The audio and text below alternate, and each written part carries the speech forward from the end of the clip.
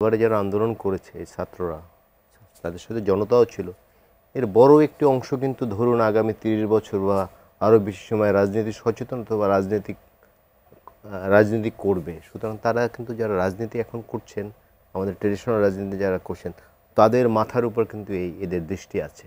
আমি যা ইচ্ছে তাই করে দিলাম, এই বাংলাদেশে এটি হওয়ার সম্ভব বলে আমি মনে করি না। কারণ আপনি দেখুন, একসময় মনে হয়েছিল যে এই স্বৈরাচার শেখ হাসিনাকে, তাকে বোধহয় বাংলাদেশে তার মৃত্যু ছাড়া বোধহয় তাকে সরানো যাবে না, কিন্তু সরেছেন। এবং বাংলাদেশের ইতিহাসে, এই ভূখণ্ডের ইতিহাসে দুজন ব্যক্তি পালিয়ে গেছেন যারা সরকার বা রাষ্ট্রপ্রধান ছিলেন।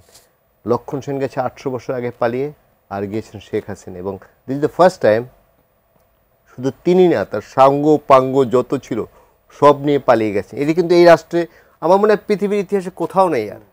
সুতরাং এটি কিন্তু তরুণরা করেছে এবং তার সঙ্গে অন্য রাজনৈতিক শক্তিও ছিল। সুতরাং এখন রাজনীতিবিদরা আমরা যা ইচ্ছে তাই করব, সেটি একটু ভেবেচিন্তে করবেন। রিজু ভাই, একেবারে কম সময় আছে, তারপর আপনার কাছে একই প্রশ্ন জানতে চাইবো। রাজনৈতিক সংস্কৃতির পরিবর্তন কি সম্ভব? বর্তমান পরিস্থিতি কি ইঙ্গিত দিচ্ছে? রাজনৈতিক সংস্কৃতি পরিবর্তন করতে গেলে আসলে আমাদের বেশ কয়েকটা জায়গায় হাত দিতে হবে। 1935 সালের ব্রিটিশদের প্রতিনিধিত্ব অধ্যাদেশ মাধ্যমে এদেশে যে রাজনৈতিক নির্বাচন শুরু হয়, তার ধারাবাহিকতায় আমরা এখানে যে জায়গায় উপস্থিত হয়েছি, আমাদের অভিজ্ঞতাটা ভালো না। যেমন গণতন্ত্র মানে কি, আমি রান্না করতে আগুন লাগে, আগুন ছাড়া আপনি রান্না করতে পারবেন না। কিন্তু রান্নার বিভিন্ন রকম উপকরণ লাগে। কিন্তু আমাদের দেশের রাজনৈতিক সংস্কৃতিটা হয়েছে গণতন্ত্র মানে নির্বাচন। আগুন মানে যেমন খাবার নয়, গণতন্ত্র মানে নির্বাচন নয়। গণতন্ত্র মাত্র শুধু নির্বাচন নয়, গণতন্ত্রের আরও অনেক অনেক উপাদান থাকে। সেই যে প্র্যাকটিসটা আমাদের দেশে আসলে কখনোই গড়ে ওঠেনি।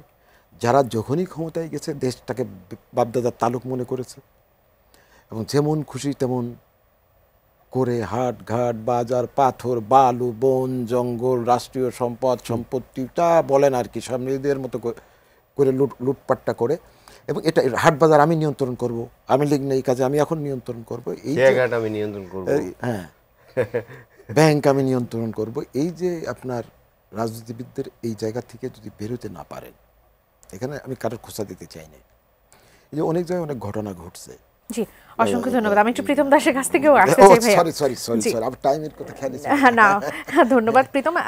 মাত্র 1 মিনিটের মতো সময় পাবো আপনার কাছেও। ইলিয়াস ভাই যেমনটি বলছিলেন যে চাইলেই পরের সরকার সবকিছু করতে পারবে না, কেননা অভ্যুত্থানের শক্তির সেই দৃষ্টিতে তাদের উপর থাকবে। আপনার কাছেও কি তাই মনে হয়?